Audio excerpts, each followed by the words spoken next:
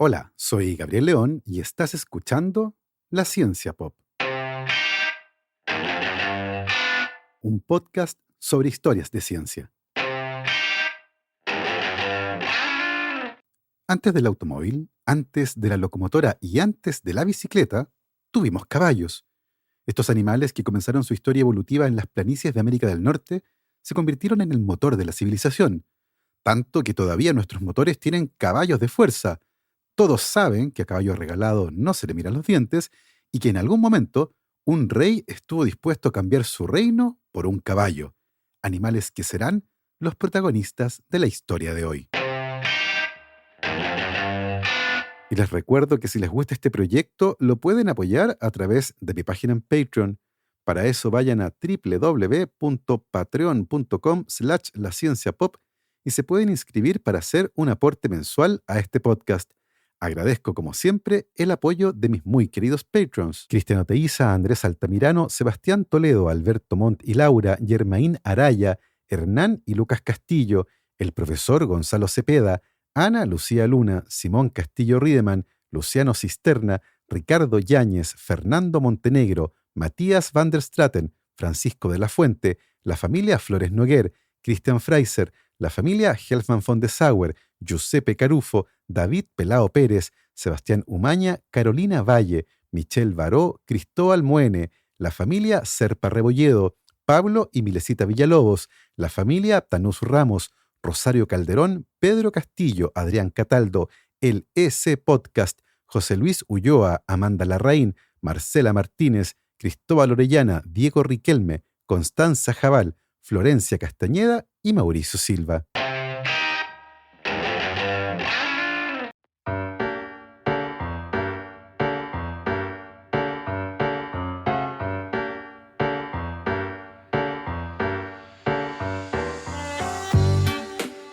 Durante 5.000 años, el caballo ha sido un aliado siempre presente en momentos de guerra y de paz. Civilizaciones completas se han movido sobre sus espaldas y la evidencia del uso del caballo está por todas partes. Sin embargo, de alguna manera, siguiendo el ritmo creciente de la mecanización en la década de 1930, hemos olvidado muy rápidamente cuánto le debemos a la domesticación de este animal. Antes del desarrollo de la locomotora a vapor a principios de 1800, la única forma de viajar por tierra más rápido que al ritmo humano era a caballo.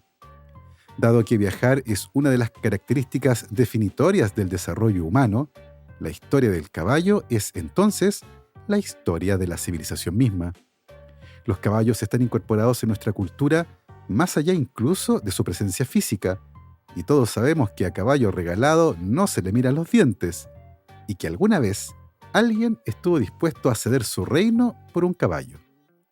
Esa es al menos la historia que cuenta William Shakespeare en su obra Ricardo III, que narra las desventuras del último rey de Inglaterra que murió en el campo de batalla. Ricardo III se convirtió en rey de Inglaterra luego de un confuso incidente en el que sus sobrinos, los hijos del rey Eduardo IV y herederos al trono, fueron asesinados en la Torre de Londres. Al morir los herederos directos al trono fue Ricardo III, el hermano del rey Eduardo IV, el que accedió a la corona inglesa. Se sospecha que Ricardo III fue el responsable de la muerte de sus sobrinos, pero las fuentes históricas apuntan también a otros sospechosos. Como sea, Ricardo III se quedó con el trono durante un par de años y murió en la batalla de Bosworth el 22 de agosto de 1485, cuando tenía 32 años. Su cadáver fue sepultado sin ceremonias de ningún tipo en una iglesia de Leicester, y con el paso del tiempo se le perdió completamente el rastro a esa tumba. Cuando William Shakespeare escribió una obra sobre la vida de este rey en 1594, lo describió como un tipo criminal y tirano, que en la batalla final quedó rodeado por sus enemigos y sin su caballo. Asustado y derrotado, gritó: «Un caballo, mi reino por un caballo», luego de lo cual fue asesinado y el trono de Inglaterra quedó en manos de Enrique VII. Ahora bien, uno de los misterios más grandes de esta historia es el destino de los restos de Ricardo III. A mediados del año 2012, la Sociedad Ricardo III, una agrupación que busca rescatar el legado de este rey, comenzó un ambicioso proyecto para tratar de dar con el lugar de entierro del monarca. Para esto, utilizaron antiguos mapas de la ciudad de Leicester y todos los registros históricos disponibles para dar con los restos de la iglesia donde originalmente fue enterrado Ricardo III. Luego de realizar una serie de estimaciones topológicas, se determinó que el lugar más probable de entierro se encontraba debajo de un estacionamiento, y finalmente el 5 de septiembre de 2012, los investigadores dieron con las ruinas de la iglesia, y 2 días después, se confirmó el hallazgo de un esqueleto humano debajo del lugar donde antiguamente cantaba el coro de la iglesia. Finalmente, el 12 de septiembre, la Sociedad Ricardo III informó que durante la búsqueda habían encontrado lo que ellos creían eran los restos del rey. Se trataba de los restos de un hombre adulto que estaba enterrado en una zona privilegiada de la iglesia. Tenía escoliosis severa en la columna, igual que el rey, y varias lesiones compatibles con el relato de la muerte de Ricardo III. En total, el esqueleto presentaba 10 lesiones relevantes, 4 heridas leves en la parte superior del cráneo, una lesión de puñal en una mejilla, un corte en la mandíbula, 2 heridas fatales en la base del cráneo, una cuchillada en las costillas y una herida de puñal en la pelvis, probablemente infligida después de la muerte del rey. Finalmente, el 4 de febrero del año 2013, la Universidad de Leicester confirmó que el esqueleto pertenecía a Ricardo III más allá de toda duda razonable, conclusión a la que se llegó analizando parte del ADN que se encontró en los restos y comparándolo con los descendientes vivos más próximos del rey. Los restos de Ricardo III fueron por fin enterrados con todos los protocolos y homenajes correspondientes a los de un rey el 26 de marzo de 2015 en la Catedral de Leicester. En esta historia es interesante confirmar cómo el relato de William Shakespeare, que escribió su obra Ricardo III casi 100 años después de la muerte del rey, tiene un peso enorme en la forma en que recordamos la figura histórica de este rey, en particular la famosa frase de la obra en la que el rey está dispuesto a cambiarlo todo por un caballo. Otra cosa interesante de esta historia es que nos permite revisar cómo se rescata el patrimonio histórico y cómo a veces existen ciertas barreras para entender mejor algunos procesos complejos. Tomemos el caso de un famoso personaje de películas. En la década de 1970, un par de productores de cine comenzó a conversar sobre una nueva idea para una película. Mientras desarrollaban el argumento central de esta película, comenzaron a delinear las características del protagonista. Uno de ellos dijo lo siguiente: es arqueólogo y antropólogo. Tiene el grado de doctor y es profesor universitario, pero también es una especie de tipo rudo que se involucró en el negocio de buscar y obtener reliquias, lo que se convirtió en una profesión muy lucrativa, por lo que él, en lugar de ser arqueólogo, se convirtió en una especie de arqueólogo pero fuera de la ley. Realmente comenzó a ser un ladrón de tumbas a sueldo. Es a lo que realmente se redujo, y los museos lo contratan para robar cosas de tumbas. Esencialmente, es un cazarrecompensas. En el fondo, este personaje no encajaría en un aula universitaria o incluso como arqueólogo. Es un personaje demasiado desaliñado para eso. Es algo así como un playboy, y no encaja bien ni en la academia ni en la arqueología. Es un aventurero de corazón. La descripción del personaje la hizo George Lucas en una reunión que tuvo con Steven Spielberg, y por supuesto, estoy hablando de Indiana Jones. Este personaje de películas debutó con uno de los mayores éxitos comerciales de la historia del cine, Los Cazadores del Arca Perdida, que fue estrenada en 1981 y que recaudó $390 millones. Más allá del éxito comercial de la película, la verdad es que Indiana Jones es un pésimo antropólogo. Esa al menos es la opinión de varios expertos del área, que ven con preocupación cómo el Dr. Jones no tiene problemas en saquear el patrimonio cultural de diversos lugares para dejarlo en un museo. Por otro lado, hay que recordar que la película está ambientada en la década de 1930, y tal vez en ese sentido es algo más realista la descripción de algunas prácticas de investigación más antiguas y que hoy están en retirada. Una visión algo más colonialista de la ciencia y que promueve fuertemente la visión occidental por sobre los conocimientos de las comunidades locales. Se trata de una discusión fascinante, y uno de los ejemplos más recientes sobre esta relación viene de la mano justamente de la historia evolutiva de los caballos y su presencia en América del Norte. Esto es muy interesante porque el caballo, tal como lo conocemos hoy, Es un mamífero domesticado que pertenece a la familia de los equinos y que aparecieron por primera vez en América del Norte hace unos 55 millones de años, y los primeros registros fósiles pertenecen a una especie llamada Eohippus, una criatura similar a un perro grande. A partir de ese momento, la historia evolutiva de los caballos se hace bastante compleja y aparecen muchas especies que con el paso del tiempo van dando forma al caballo actual. Uno de los eventos más importantes en esta historia evolutiva de los caballos ocurrió cuando estos animales migraron a través del estrecho de Bering desde Norteamérica hacia Asia y luego Europa. Este es un hecho muy relevante, ya que las condiciones climáticas de América del Norte cambiaron abruptamente, y en un momento el registro fósil muestra la ausencia completa de caballos, por lo que se cree que se extinguieron en América y solo se mantuvieron aquellas poblaciones que lograron migrar hacia Asia y Europa. Fue justamente en Asia donde comienza el proceso de domesticación de los caballos, un proceso que se cree comenzó hace unos 6.000 años y habría culminado 1.000 años después, con los primeros caballos domésticos que revolucionaron nuestra forma de vivir, trabajar y viajar. Parte importante de las características útiles para los seres humanos de estos animales tiene que ver con sus grandes adaptaciones para correr, algo que en la naturaleza les permite escapar rápidamente de los depredadores. Además, son animales que poseen un excelente sentido del balance y muy buenos reflejos para responder al peligro. Tal vez una de las características más interesantes y que está vinculada con su gran adaptación para huir de los depredadores es que los caballos pueden dormir echados en el suelo o parados en sus 4 patas, una característica que, en caso de peligro, les permite huir rápidamente. De acuerdo con el relato aceptado de manera transversal, los caballos fueron reintroducidos en América gracias a los exploradores españoles, y muchos coinciden con que la adopción definitiva de este animal por parte de las comunidades de América del Norte, donde existe una rica tradición asociada a los caballos, ocurrió gracias a un evento en particular, la Revolución de los Nativos de Pueblo. La cultura pueblo corresponde a un grupo nativo americano que actualmente habita en el estado de Nuevo México, en el sur de Estados Unidos. Pertenecen también a este grupo los Hopi, los Zuni y otros grupos más reducidos de nativos americanos, todos descendientes de los Anasazi, una antigua civilización que floreció entre los siglos XIII y XIV. Estos nativos norteamericanos eran muy buenos agricultores y desarrollaron tecnologías de irrigación muy eficientes para adaptarse a las condiciones climáticas en las que vivían. Cuando los primeros españoles llegaron a Nuevo México en 1540, la cultura pueblo fue testigo de su arribo y se resistieron fuertemente a la presencia de los europeos. Sin embargo, con el paso del tiempo, la presencia española se asentó en este territorio y finalmente llegaron a dominar en todo Nuevo México.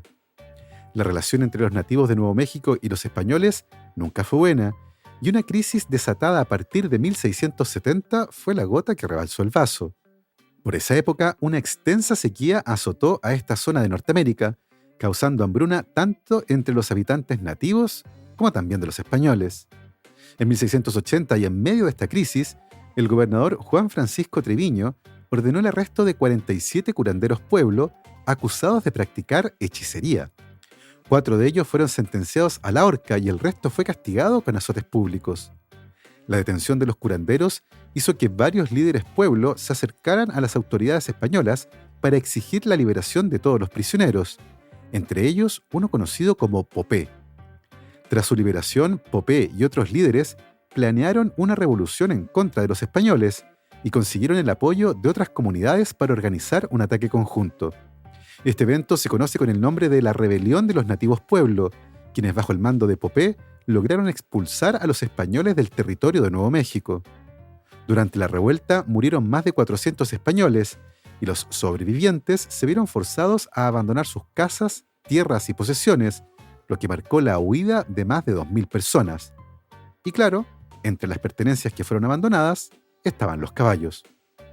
Si bien los españoles fueron capaces de reconquistar Nuevo México 12 años después de la revuelta de Pueblo, ese evento marcó la reintegración de los caballos a las culturas de América del Norte, o eso al menos dice la narrativa dominante. Una cosa interesante de esta historia es que en las comunidades de América del Norte que viven en la zona de Nuevo México, la relación con los caballos es extremadamente antigua y muy importante, y muchos de ellos tienen tradiciones en las que aseguran que los caballos forman parte de sus comunidades desde antes de la revuelta de pueblo, caballos que habrían llegado gracias al comercio con otras comunidades indígenas o a partir de la captura de caballos ferales. De hecho, y de acuerdo con la tradición oral, para las comunidades nativas de Nuevo México, el vínculo con los caballos es más antiguo que el vínculo con los españoles.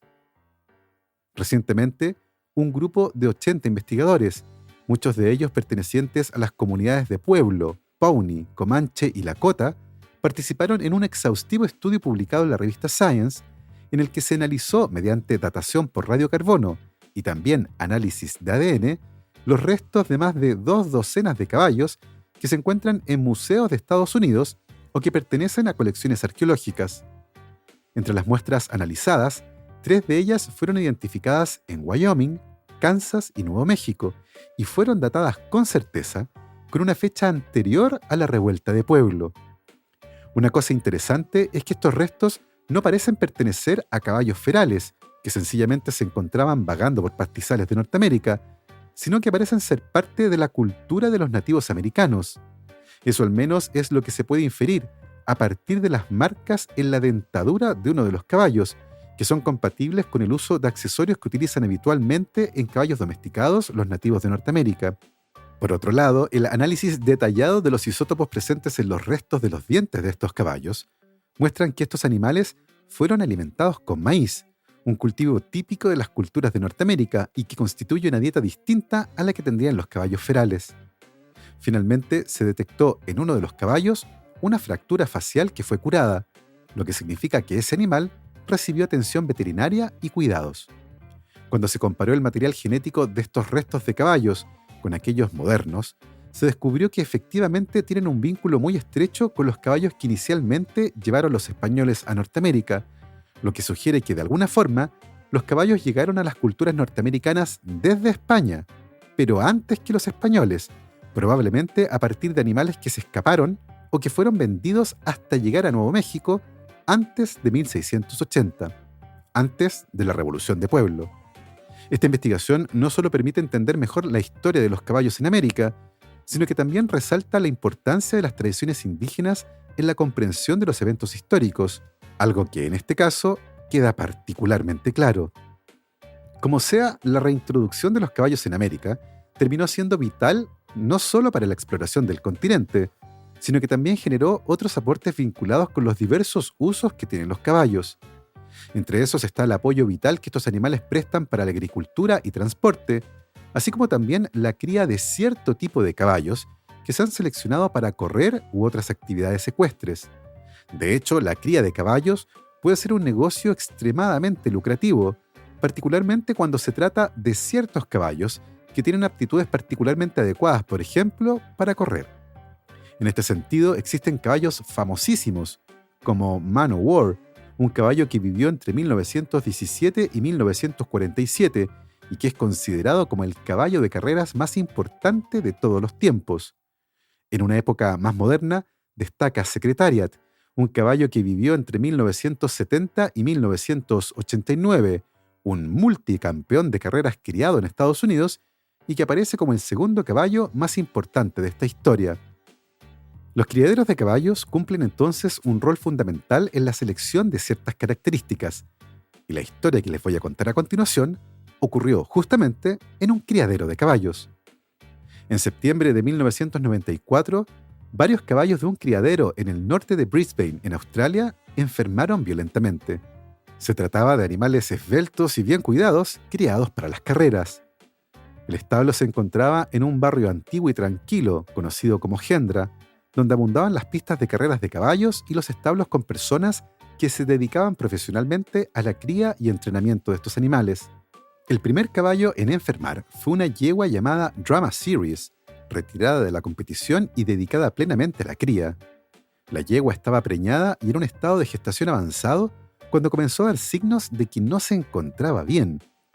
Inicialmente no parecía presentar ningún problema grave, pero no tenía buen aspecto y el entrenador a cargo del establo pensó que era mejor llevarla a otro lado.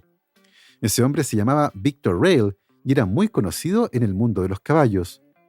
Como la yegua se resistía a moverse, Victor Rail la tuvo que mover usando un remolque. daba la sensación que solo caminar le dolía, sudaba profusamente y tenía hinchados los labios, los párpados y la mandíbula.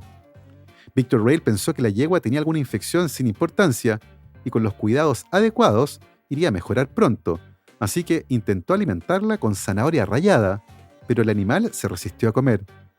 Victor Rail se lavó las manos y se retiró del lugar esperando vigilar de cerca el estado de la yegua. Eso ocurrió el día miércoles 7 de septiembre de 1994, y después de dejar a la yegua, Victor Rail se comunicó con el veterinario con el que habitualmente trabajaba para que fuera a revisar a Drama Series. El veterinario no detectó ningún problema en particular y que le llamara la atención con respecto a la salud de la yegua, aunque la encontró algo decaída, lo que probablemente señalaba algún tipo de dolencia física. Y si bien el animal tenía un poco de fiebre y algo de taquicardia, lo más llamativo era que tenía la cara hinchada. El veterinario le abrió la boca para examinar las encías y vio los restos de zanahoria que se resistió a comer, y pensando que podría ser una infección, le inyectó antibióticos y un analgésico. El médico dejó la yegua en el establo, pero a las 4 de la mañana recibió una llamada urgente. Drama Series se había escapado y se había desplomado en un pastizal. Cuando el veterinario llegó, la yegua ya había muerto, y el entrenador, Victor Rail, le contó que al momento de morir, a la yegua le salía una secreción espumosa por la nariz. Realizar una autopsia resultaría carísimo, así que el cuerpo de la yegua fue dispuesta en el basurero donde terminaban todos los caballos de Brisbane. Inicialmente, la hipótesis dominante para explicar la muerte de la yegua fue que había sido mordida por algún tipo de serpiente, o que tal vez había comido algún fruto venenoso de los que crecían en la pradera cercana. Todas las hipótesis con respecto a la muerte de la yegua mostraron estar muy equivocadas, cuando más tarde otros caballos del establo comenzaron a enfermar. Era evidente que no se trataba de algo tóxico, sino que de algo contagioso. Los caballos que compartieron el establo con Drama Series comenzaron a mostrar fiebre, dificultades respiratorias y espasmos. Estaban hinchados y se movían con torpeza. Muchos además botaban una espuma mezclada con sangre por la nariz y por la boca, y uno de los caballos comenzó a golpearse la cabeza contra un muro de ladrillos, como si hubiera enloquecido. La escena era digna de una película de terror. Independiente de los esfuerzos realizados por el entrenador o los médicos, 12 caballos murieron en los días siguientes a la muerte de Drama Series, muchos tras una agonía espantosa y otros sacrificados para que no siguieran sufriendo. La velocidad con la que los animales habían enfermado y muerto resultaba pasmosa, y 7 animales murieron en apenas 12 horas. Toda una masacre. ¿Qué era lo que estaba ocurriendo? Tal vez algo en la comida, o quizás un sabotaje malicioso. Tampoco era posible a esa altura descartar otras opciones, como algún virus exótico o una enfermedad transmitida por la picadura de algún mosquito. Y la verdad es que toda la situación dio un giro cuando el entrenador Victor Rail se enfermó, y también lo hizo el cuidador que lo ayudaba. Inicialmente ambos tenían un cuadro similar a una gripe fuerte, y Victor Rail fue a un hospital, pero rápidamente empeoró, y luego de pasar una semana en cuidados intensivos, murió. El análisis detallado de los pulmones de Victor Rail determinó la presencia de un tipo de partícula compatible con un virus respiratorio. No solo eso, con el paso de los días, más caballos de la zona comenzaron a enfermar y morir, y el gobierno intervino para tratar de controlar la situación. Los veterinarios comenzaron a hacer autopsias y la policía acordonó la casa de Victor Rail, como si fuera la escena de un crimen. A esa altura se comenzó a hablar de antivirus, pero la verdad es que nadie sabía a qué se estaban enfrentando. Finalmente, las muestras de los caballos, analizadas mediante microscopía electrónica, también mostraron la presencia de un virus, pero no era el antivirus, era algo nuevo, algo que la persona encargada del microscopio nunca había visto, pero que por su forma y tamaño se asemejaba a un determinado grupo de virus, conocidos como paramyxovirus. Los investigadores consiguieron secuenciar un segmento del genoma de ese virus, y cuando lo compararon con las bases de datos, descubrieron que se parecía al grupo de los virus conocidos como morbillivirus, y finalmente recibió el nombre de morbillivirus equino, algo así como el sarampión de los caballos. Y como el lugar donde comenzó todo se llamaba Hendra, también se le conoció con ese nombre, virus Hendra. La pregunta que todos se hacían era, ¿de dónde había salido este virus que mataba caballos? Uno de los elementos más importantes para contestar esa pregunta era estudiar al paciente cero, la primera víctima de este virus y todos sus movimientos. A esa altura estaba claro que el primer caballo en morir había sido Drama Series, la yegua preñada que había enfermado inicialmente en un establo en particular, por lo que las investigaciones apuntaron a capturar en ese lugar a animales pequeños como roedores, zarigüeyas o gatos asilvestrados que pudieran ser hospederos de este nuevo virus y transmitirlo a los caballos. Sin embargo, ninguna de las muestras analizadas confirmó la presencia del virus, y como la investigación se estaba haciendo varios meses después de la muerte del caballo, los investigadores sospechaban que tal vez el animal hospedero o el virus tenían algún tipo de estacionalidad y no los iban a poder detectar en ese momento.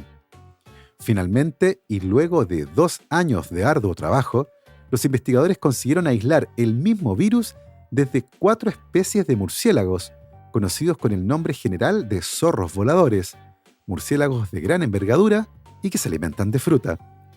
Un análisis de 1043 zorros voladores de la zona determinó que el 47% de ellos había tenido o tenía el virus Hendra. O sea, casi la mitad de los grandes murciélagos que sobrevolaban la parte oriental de Australia eran o habían sido portadores de un virus letal. Estaba, literalmente, lloviendo virus. Uno de los datos más interesantes de esto es que los investigadores estudiaron a 128 personas que se dedicaban a cuidar murciélagos heridos en distintos santuarios de la zona, y a pesar de que algunos de ellos habían sido mordidos o arañados por murciélagos que eran positivos para el virus Hendra, ninguno de los 128 cuidadores mostró rastros de haber estado infectado con el virus en algún momento. Esto sugería fuertemente que la habilidad del virus para pasar de murciélagos a humanos era muy restringida y que requería una suerte de trampolín biológico, los caballos. Ahora bien, en un país como Australia, ¿por qué los caballos? ¿Por qué no los canguros o los koalas o los wombats? La respuesta muy probablemente se vincula con la historia de los caballos en Australia, que son animales introducidos recientemente por los colonos europeos, hace más de 2 siglos, específicamente el 27 de enero de 1788, cuando llegaron los primeros caballos a Australia. A partir de ese momento, los murciélagos, el virus, los caballos y los humanos estuvieron juntos por primera vez, y solo era cosa de tiempo. Finalmente, los investigadores dieron con un árbol, una gran higuera que se encontraba en los terrenos del establo donde enfermó originalmente Drama Series, un árbol en el que habitualmente se congregaban los murciélagos. Hasta junio del año 2014 han ocurrido 50 brotes de virus Hendra en la costa oriental de Australia y como resultado 83 caballos han muerto, con una tasa de letalidad del 75%. Las infecciones en seres humanos son extremadamente raras y solo han ocurrido a partir del contacto con caballos. Desde que se reportó el primer brote, solo se han descrito 7 casos en humanos, aunque 4 de ellos resultaron fatales. También se ha determinado que las infecciones desde murciélagos hacia caballos no ocurren en cualquier momento del año, y usualmente estas tienen lugar en los meses más frescos, cuando la temperatura y la humedad favorecen la sobrevivencia del virus en el medio ambiente. Hasta hoy, no hay evidencia de transmisión directa del virus Hendra desde los murciélagos hacia los humanos, y aparentemente solo ocurre a través de un animal intermediario, en este caso, los caballos. Evidentemente, el monitoreo y el análisis de la presencia de este virus ha continuado con fuerza en la costa oriental de Australia, y las autoridades están muy pendientes a cualquier signo que indique una posible infección. Y así hemos llegado al final de este interesante capítulo, donde hemos revisado parte de la historia de los caballos. Espero que lo hayan disfrutado.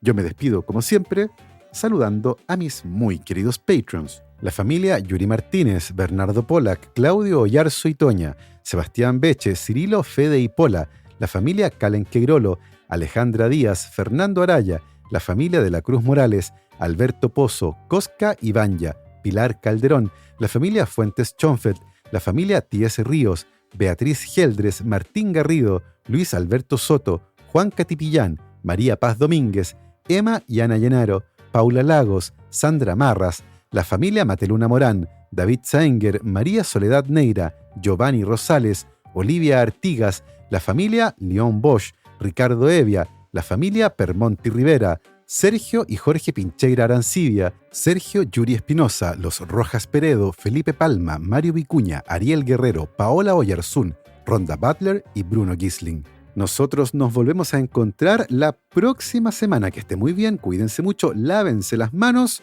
y que la ciencia los acompañe.